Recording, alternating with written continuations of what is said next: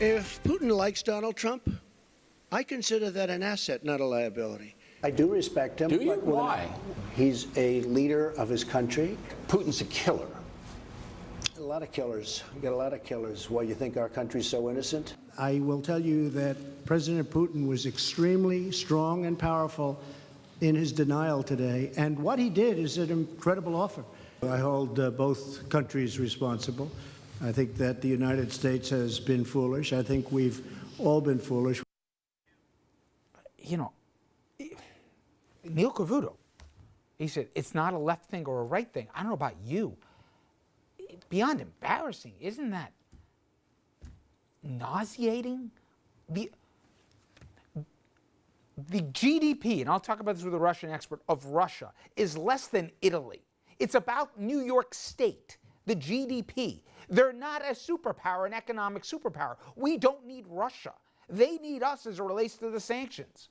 We're the ones in control. You would never know that if you watch those clips. Gian-Carlo is right. I'm not going to get into why, but we are going to talk right now about what we can do about it. And I'm going to get to the phone calls in a second. I appreciate the folks getting through those lines here. So what does Congress do? A reminder, we're going to get your reaction in a second here, but here are some of the different actions that Congress could take here. So after Helsinki, here we go. Will they decide here to double down on sanctions here? Or will they decide that more than that, they're going to say, you know what, we're also going to push for more transparency. We're going to want to find out what happened behind the doors that were closed there. So to that end, let me bring in Gian-Carlo, and that is, okay, President says what he says. Now Republicans say, not good enough.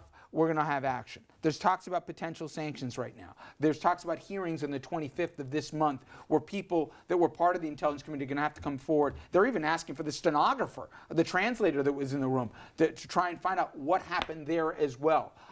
They're talking about, you know, if he won't comply with all this, maybe a Republican senator like a Flake or whatever will say, you know what, I'm going to abstain from the vote on Kavanaugh to force something here. Where should Republicans say it's not just enough to condemn the words, we have to attach this with actions too? What would you like them, along with the Democrats, to do on the Hill? Well, I think in Congress, Republicans have to be careful. I think they absolutely have to go on the record as leaders in their own right and speak out. I think every member of Congress should let their feelings be known in terms of what they witnessed and how they feel about it. They owe that to their constituents. But in terms of actions, and this may be a little unconventional. If we're going to sanction Russia for their behavior, we should sanction Russia for their behavior. I'm not sure further sanctions on Russia because of how our president responded to that makes a whole lot of sense. I am all for punishing Russia to the severest degree for what they did. But it doesn't strike me as there's not a lot of common sense in ratcheting up sanctions on a country because we don't like how our president responded to it. That's one point. The other point is, I read what you mentioned too about holding up judicial nominations.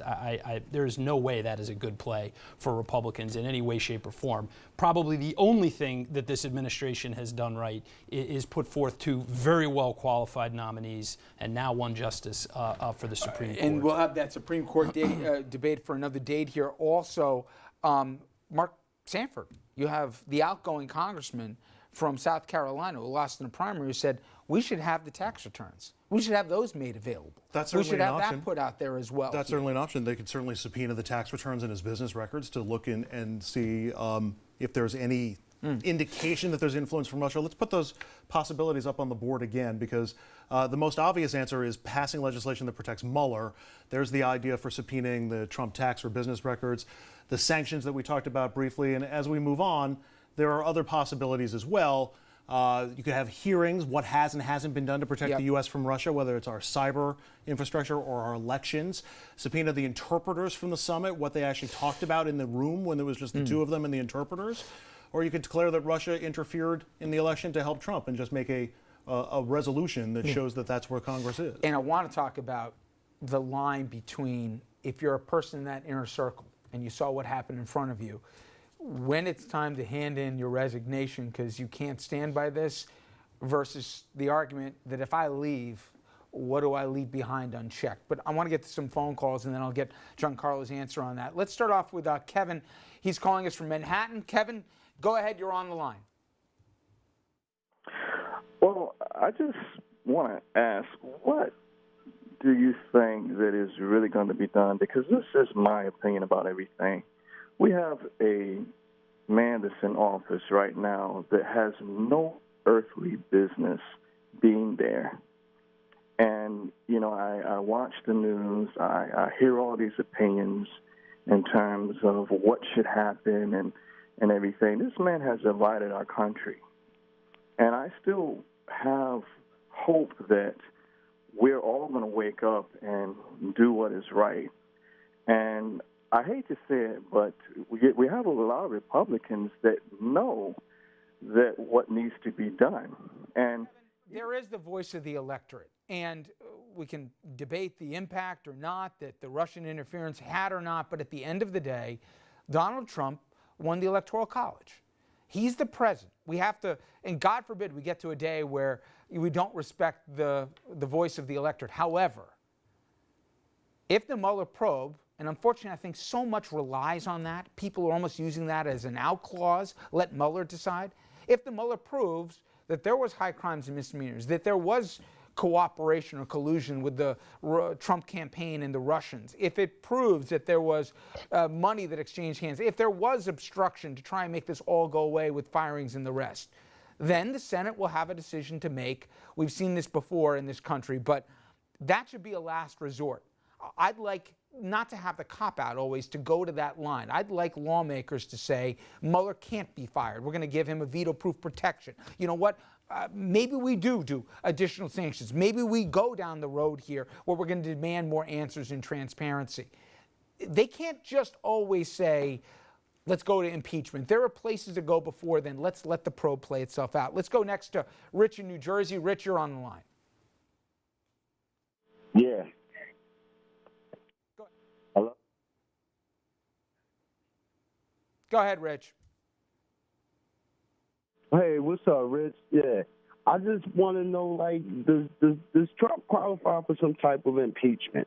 Like, if you broke the law, if something, you know, that you did wrong. You are asking a question that you're going to hear a lot more of. Obviously, you have Tom Steyer with the ads, impeach Trump. I always thought those were premature. But you know what? I don't think so. And I think you heard reasoned people, people who've given great sacrifices, positions, whatever you think of Brennan. High crimes and misdemeanors. You said it yourself, Gian-Carlo, as well as I've heard anyone say it. That oath to protect this country from enemies both domestic and foreign. What I saw in Helsinki certainly qualified as a dereliction of duty.